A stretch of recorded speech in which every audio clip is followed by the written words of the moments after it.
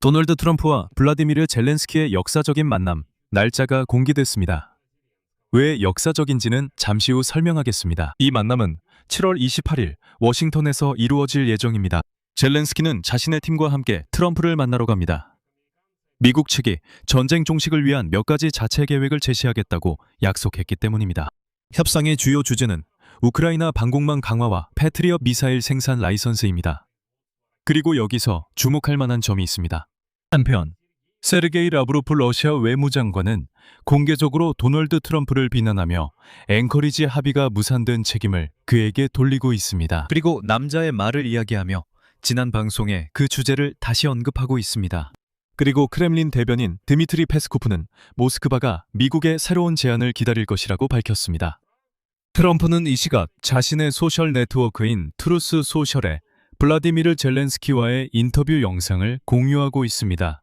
이 인터뷰는 로라 루머가 진행했는데 그녀는 얼마 전까지만 해도 우크라이나인들을 나치라고 부르고 러시아 투데이에 칼럼을 썼던 마가 블로거입니다.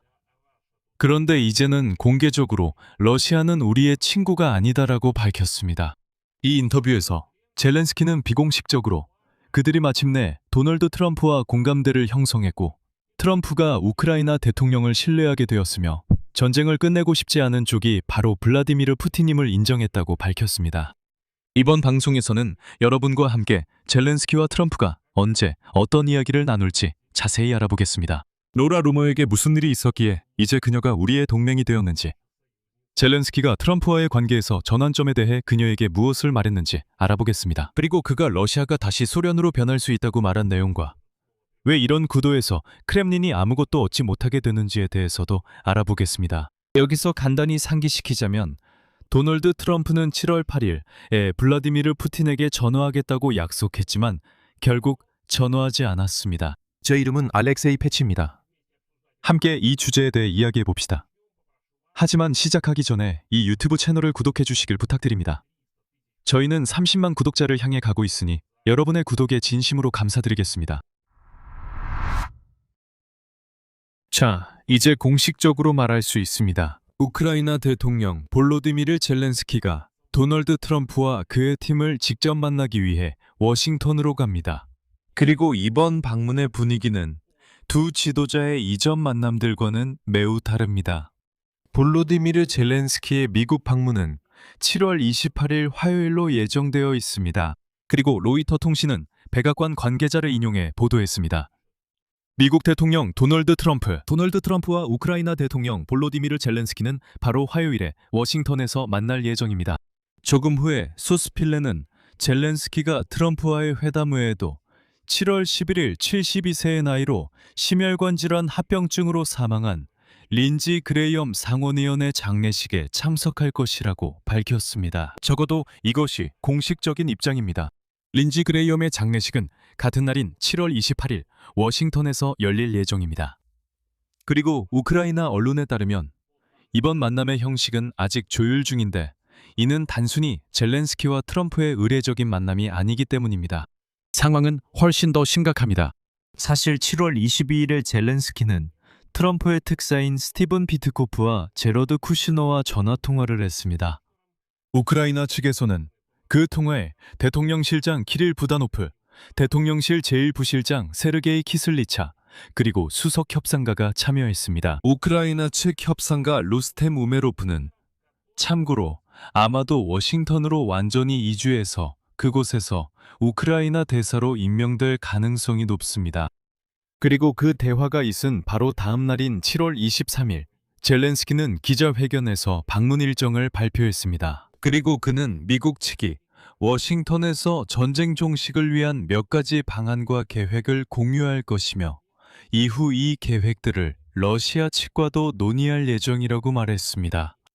즉, 스티븐 비트코프는 사실상 젤렌스키를 공식적으로 워싱턴에 초대했지만 푸틴은 이미 7월 8일부터 도널드 트럼프의 전화를 기다리며 앉아 있었습니다. 그리고 여기서도 중요한 점은 미국인들이 먼저 우크라이나와 전쟁 종식에 대한 향후 계획을 논의한 뒤에야 이 모든 것이 러시아 측과 논의될 것이라는 점입니다. 오늘 페스코프는 크렘린에서 이 소식을 기다리며 트럼프와 젤렌스키의 결정 발표를 기다리고 있다고 밝혔습니다. 그리고 이 맥락에서 마크 루비오가 마닐라에서 세르게이 라브로프와 만난 후 했던 발언도 주목할 필요가 있습니다. 루비오는 이전의 모든 전쟁 종식 방안과 계획이 효과가 없었다고 밝혔습니다.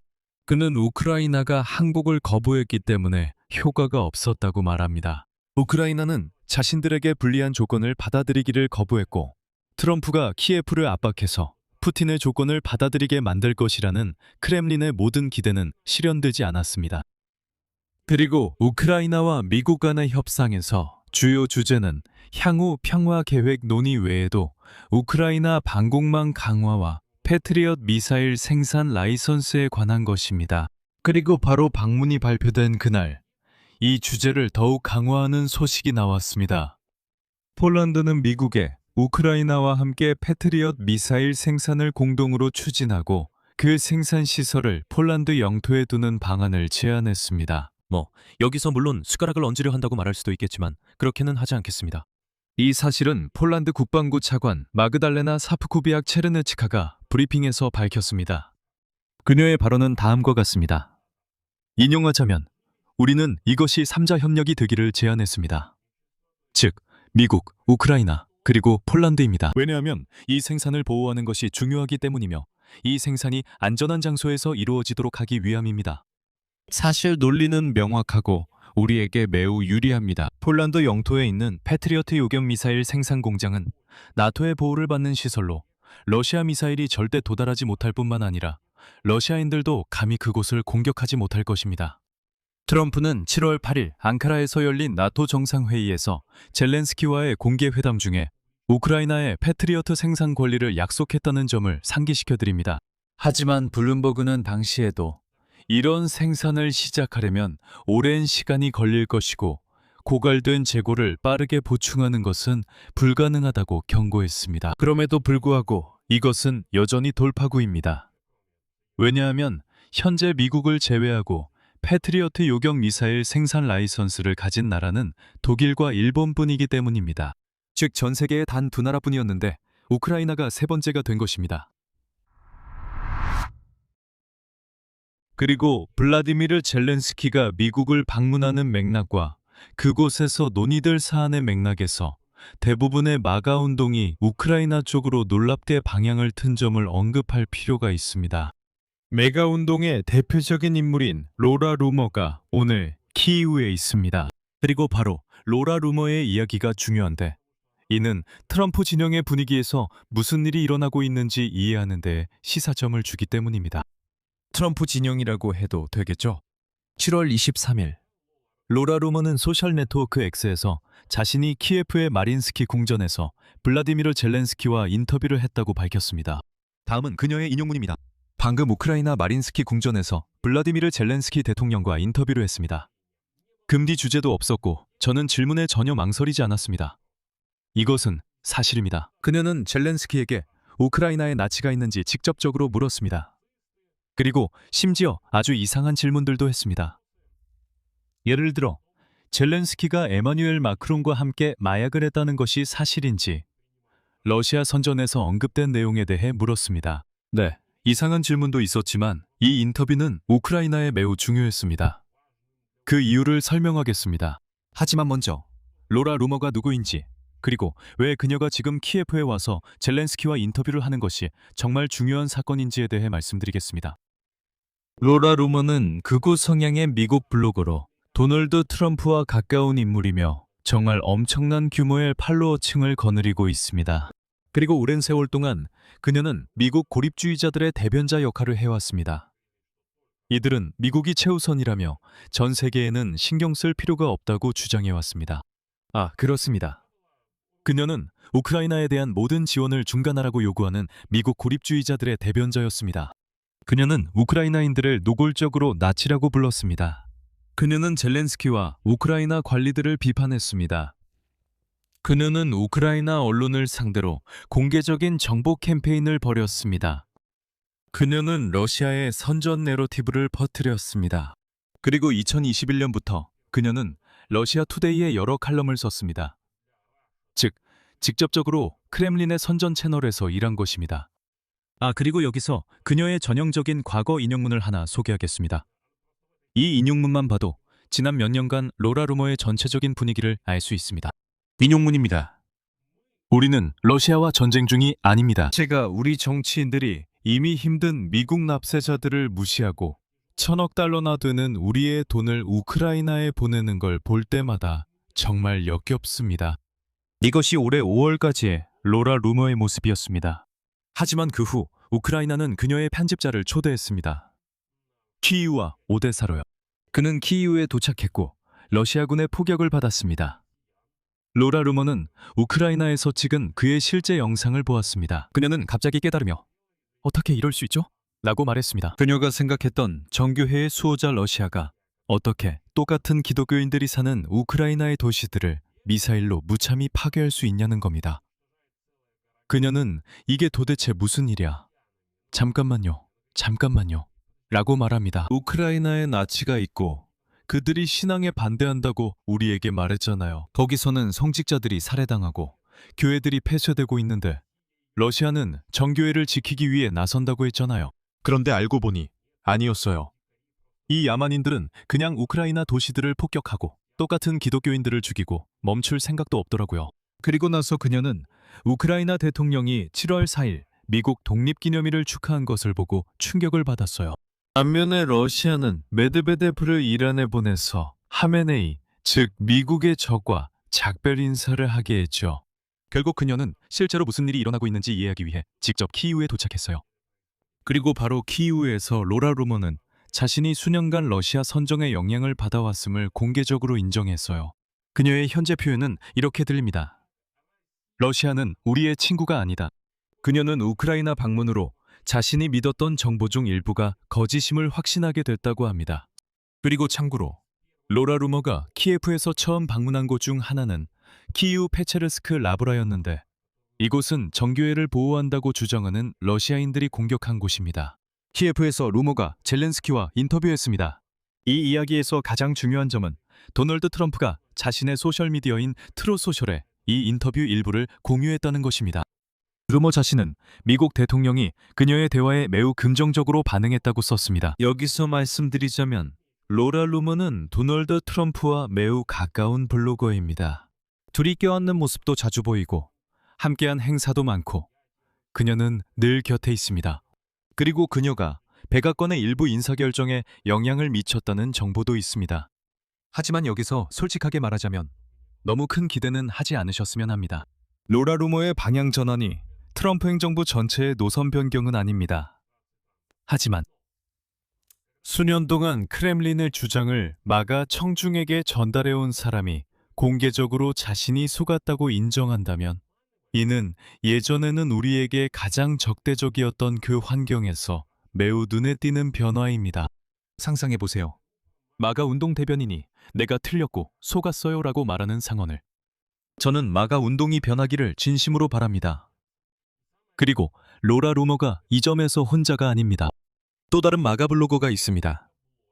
예전에는 러시아를 지지했던 블로거가 오늘 갑자기 입장을 바꿨습니다.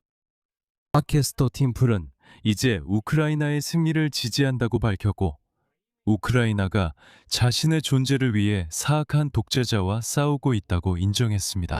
그는 트럼프가 키예프를 계속 지원하길 바란다고 밝혔지만 과거에는 우크라이나에 대한 어떤 지원도 아예 없어야 한다고 요구했었습니다. 불과 2년 전만 해도 바로 이 팀플은 우크라이나를 미국의 주된 적이라고 부르며 군사 지원을 중단할 것을 요구했었습니다. 그리고 나중에 그와 관련된 회사가 미국 내에서 친크렘린 내러티브를 퍼뜨린 대가로 러시아 자금을 받은 사실이 드러나 불편한 상황이 벌어졌습니다. 하지만 전반적으로 심지어 가장 논란 많은 마가 활동가들까지 입장을 바꾸는 이런 흐름은 우리에게 유리하게 작용합니다. 이제 그 인터뷰에서 볼로디미르 젤렌스키가 로라 루머에게 한 말을 살펴보겠습니다. 그는 도널드 트럼프와의 관계에서 전환점이 된 순간을 언급했습니다. 그의 말에 따르면 첫 번째 전환점은 바티칸에서 열린 만남이었는데 그 만남은 프란치스코 교황의 장례식에서 이루어졌다고 합니다. 젤렌스키는 그 만남에서 자신과 트럼프가 단둘이 남았고 통역사도 보좌관도 아무도 없었다고 언급했습니다. 이후 두 사람의 대화는 긍정적으로 계속됐습니다. 둘째로, 그리고 이것이 바로 그가 미국 청중에게 직접 전달한 주요 논점인데, 젤렌스키는 왜 우크라이나 전쟁이 미국과 직접적으로 관련이 있는지 설명했습니다. 인용입니다. 제 생각에 소련은 미국에게 가장 위험한 적입니다. 만약 러시아가 다시 소련이 된다면 여러분은 중국과 소련, 세계에서 가장 큰 제국과 가장 큰 군대를 얻게 될 것이고, 그들은 실제로 미국보다 더 크고 더 강해질 것입니다. 그리고 그것은 이제 여러분에게도 위험해질 것입니다. 이것이 바로 마가 지지층에게 통하는 논리입니다. 도덕적 의무나 민주주의에 관한 것이 아니라 미국의 이익에 관한 것입니다. 그들은 고립주의자이고 항상 미국이 최우선이라고 외칩니다. 알겠어요. 하지만 여기 메시지가 있습니다. 지금 러시아를 막지 않으면 모스크바와 베이징의 연합이 생길 것이고, 그 연합은 베이징보다 더 강해질 것입니다. которая будет сильнее вас. 그리고 끝입니다. 젤렌스키는 이런 논리로 최근 몇 달간 트럼프와 대화했습니다. 트럼프는 이 인터뷰 부분을 자신의 소셜 네트워크에 올렸고, 이는 매우 중요합니다. 그리고 이런 상황에서 크렘린은 말 그대로 히스테리를 부리고 있습니다. 대조가 정말 뚜렷합니다. 드미트리 페스코프 크렘린 대변인은 오늘 7월 24일 러시아가 전쟁 해결을 위한 미국의 새로운 제안을 기다릴 것이라고 밝혔습니다. 선전가 자루비는 우리가 누구냐고, 러시아다, 러시아 라고 말했습니다. 우리는 트럼프와 젤렌스키가 새로운 형식을 제안할 때까지 기다릴 건가요? 앵커리지 정신이 실패했다면 우리는 뭐죠? 그냥 앉아서 기다릴 건가요? 우리는 러시아잖아요. 우리는 그렇게 해서는 안 됩니다. 그런데 여기서 페스코프가 갑자기 이렇게 대답했습니다. 인용하자면 새로운 제안들을 기다릴 겁니다. 기다릴 거예요. 그 제안들은 무엇보다 우리에게 받아들여질 수 있어야 합니다. 그는 크렘린의 앵커리지 실패를 재차 언급하며 또 다른 인용문을 소개했습니다. 도널드 트럼프 대통령은 진심이며 그의 협상가들 역시 모두에게 받아들일 수 있는 어떤 방안을 진정으로 마련하고자 하는 의지도 진심입니다. 그들이 제안한 방안은 우리가 받아들였지만 우크라이나인들은 받아들이지 않았습니다. 유럽인들의 선동을 받은 우크라이나인들을 설득하지 못했습니다. 알다시피 제 생각에는 이것을 전반적으로 칭찬으로 받아들일 수 있을 것 같습니다. 심지어 이 썩은 페스코프의 입에서 나온 말조차도요. 이것을 칭찬으로 받아들일 수 있습니다. 심지어 트럼프조차도 페스코프의 표현대로라면 우크라이나인들을 설득하지 못했습니다. 또 페스코프는 기억해 둘 만한 말을 무심코 했다고 생각합니다. 그의 말에 따르면 트럼프 행정부의 입장에는 이중성이 있으며 모스크바는 이를 이용할 생각이라고 합니다. 인용하겠습니다. 트럼프 행정부의 입장에 있는 이런 이중성은 우리 이익에 부합하는 부분에서 우리가 활용해야 합니다. 그리고 우리의 이익에 완전히 부합하는 것은 그들이 평화로운 해결을 촉진하려는 바람입니다. 그러니까 크렘린은 미국 행정부 내부의 모순을 이용할 생각임을 직접적으로 인정하는 셈입니다. 기다리고 자신들에게 받아들일 수 있는 조건을 요구하며 결국에는 워싱턴이 언젠가는 스스로 양보하거나 팔려버릴 것이라고 기대하는 겁니다. 한편 오늘 러시아 외무장관 세르게이 라브로프는 다시 한번 말씀드리자면 트럼프가 앵커리지 합의를 파기했다고 비난했고, 러시아는 인용하자면 원칙에 따라 행동했다고 밝혔습니다. 남자가 말했으면 남자가 지킨다. 하지만 미국은 우크라이나를 압박하겠다는 약속을 지키지 않았습니다. 그러니까 본질적으로 라브로프는 트럼프가 남자가 아니고 약속을 지키지 않는다고 말한 거죠. 미국인들이 이걸 이해하는지는 잘 모르겠습니다. 이런 거친 러시아식 언어는 제 생각엔 미국인들이 잘 이해하지 못할 것 같아요. 왜냐하면 이건 순전히 러시아 문화이기 때문이죠. 이런 무례한 사람들, 양아치들, 깡패들, 골목에서 남자답게 약속을 지켜라는 식의 이런 건달들 말이죠. 정확히 뭐라 해야 할지 모르겠지만 라브로프가 선을 넘은 것 같아요. 그가 러시아 국경을 넘어 외국에 나갈 때는 자신이 문명화된 세계로 나간다는 걸 이해해야 합니다. 거기는 더 이상 그의 무례한 나라가 아닙니다. 그곳 사람들은 완전히 다른 언어로 대화합니다. 여기서 다른 언어는 언어학적이 아닌 문화적 차이를 뜻합니다. 그곳에서는 남자가 말했으면 지킨다를 이해하지 못합니다. 그곳에는 외교, 조약, 협정이 있고 그것들이 서명되고 법적으로 확정되고 비준됩니다. 이게 바로 국제 언어입니다. 남자가 말했으면 지킨다는 식은 러시아에 무식한 사람들 많습니다. 그리고 세상에서 그런 식으로 말하지 않습니다. 만약 여러분이 문명화된 세계에 얼굴을 내민다면 문명화된 세계의 규칙을 받아들여야 합니다. 여러분은 세수도 하고 옷도 단정하게 입어야 합니다. 라브로프 같은 말상 얼굴을 내세우는 게 아니라 제대로 된 사람을 내세워야 합니다. 여러분 중에 그런 사람이 단 한 명이라도 있다면 바로 그런 방식으로 세계와 대화해야 합니다. 여러분이 시도하는 그런 태도가 아니라요. 하지만 뭐가 놀랍겠습니까? 이렇게 도덕적인 얘기를 해서 죄송합니다만 뭐가 놀랍겠습니까? 러시아 관광객들이 터키나 이집트 같은 곳에 가서 나는 러시아어로만 말할 거야 라고 했던 게 기억납니다. 바보야. 아무도 너를 이해하지 못해. 그래, 계속해봐. 말해봐. 네가 문명화된 세계로 나갔다면 그곳의 규칙을 받아들여야 해. 하지만 여기서 잠깐 감상적인 이야기를 했네요. 계속하겠습니다. 푸틴에게 압력을 가하는 것에 관해서는 여기에는 미국 측에서 두 가지 수단이 동시에 쓰이고 있습니다. 첫 번째는 고 린지 그레이엄 상원의원의 제재 법안이고 그 핵심 조치는 기억하시겠지만 러시아 석유의 최대 구매자들에게 최대 100% 관세를 부과하는 것입니다. 그리고 뉴욕타임스에 따르면 도널드 트럼프는 자신이 이 제재의 운명을 직접 결정할 권한을 준다면 이 법안을 승인하겠다고 밝혔습니다. 그는 또한 이 법안이 확대될 수 있다고 말했습니다. 여기엔 이란 제재도 포함되며 이 법안이 8월까지 통과될 수 있다고 합니다. 그리고 주목할 점은 젤렌스키의 방문이 바로 이 법안의 결정적인 순간과 맞물렸다는 것입니다. 두 번째 수단은 우크라이나의 것입니다. 트럼프는 이전에 공개적으로 러시아 정유시설에 대한 공격이 전쟁을 끝내는 데 도움이 될 수 있다고 인정했습니다. 그는 이것이 평화를 앞당길 진정한 에스컬레이션이라고 말합니다. 즉, 미국 대통령이 우리가 하는 일을 사실상 승인하고 있다는 뜻입니다. 매일 밤 우리는 그들의 정유 공장, 와일드베리스 창고, 그리고 군수 공장들을 불태웁니다. 즉, 우리의 이른바 장거리 제재가 미국의 어떤 제재 법안보다도 더 빠르게 효과를 내고 있다는 겁니다. 그리고 이제 젤렌스키는 우크라이나가 러시아 전역을 불태우기 위해 사거리 1만 킬로미터에 달하는 드론을 개발 중이라고 장담하고 있습니다.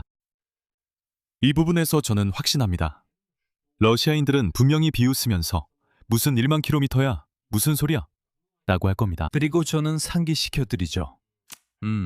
야만적인 러시아인들은 우크라이나 드론이 3,000km 떨어진 그들의 공장을 불태우기 전까지는 계속 비웃었습니다. 이제는 러시아 전역에서 와일드베리스 창고가 불타도 그렇게 크게 웃는 모습을 볼 수 없습니다. 이제는 더 이상 웃기지 않네요. 이제 왜 젤렌스키와 트럼프의 협상이 유럽의 틀과도 연결되는지에 대해 말씀드리겠습니다. 오늘 파이낸셜 타임스에는 랜드 코퍼레이션의 시무엘 차롭이 쓴 칼럼이 실렸습니다. 전쟁이 이제 실제 협상이 필요한 시점에 도달했다는 것입니다. 그의 핵심 논지는 다음과 같습니다. 우크라이나는 현재 강한 위치에 있으며 이 점을 협상 테이블에서 활용해야 한다는 것입니다. 차롭의 평가에 따르면 러시아는 우크라이나의 힘을 느꼈으며 실제 협상에서 더 큰 유연성을 보일 수 있다고 합니다. 결론적으로 7월 28일 젤렌스키는 트럼프와 회담을 위해 워싱턴에 갑니다. 이는 이미 사실입니다. 미국의 전쟁 종식 계획, 우리의 방공 강화, 그리고 폴란드가 이미 자국 영토를 안전한 생산 거점으로 내세우며 생산 참여를 요청하는 패트리어 생산 라이선스가 테이블 위에 올라와 있습니다. 이 시기 크렘린은 마치 억울한 쪽인 양 행동합니다. 세르게이 라브로프는 트럼프가 약속을 지키지 않았다며 공개적으로 비난합니다. 페스코프는 제안을 기다리며 트럼프 행정부 내의 모순을 이용할 생각임을 공개적으로 밝히고 있습니다. 한편 트럼프가 보내는 신뢰는 점점 우리 쪽으로 기울고 있습니다. 트럼프는 자신의 마가 성향 블로거가 올린 젤렌스키 인터뷰를 리포스트할 정도로 우리 쪽에 신뢰를 보이고 있습니다. 참고로 이 블로거는 어제까지만 해도 러시아 투데이에 칼럼을 썼고 오늘은 러시아가 미국의 친구가 아니라고 말하고 있습니다. 한편 푸틴은 다시 한번 말씀드리지만 7월 8일부터 도널드 트럼프가 약속한 전화 통화를 언제 해줄지 계속 기다리고 있습니다. 여기서 말을 줄이겠습니다. 여러분의 의견과 결론을 이 영상 아래 댓글로 남겨주세요. 채널 구독과 알림 설정 그리고 좋아요도 잊지 마세요. 이 유튜브 채널의 활동을 지원하고 싶으시다면 이 영상 설명에 있는 링크와 계좌 정보를 통해 후원하실 수 있습니다. 이상입니다. 건강 유의하시고 안녕히 계세요.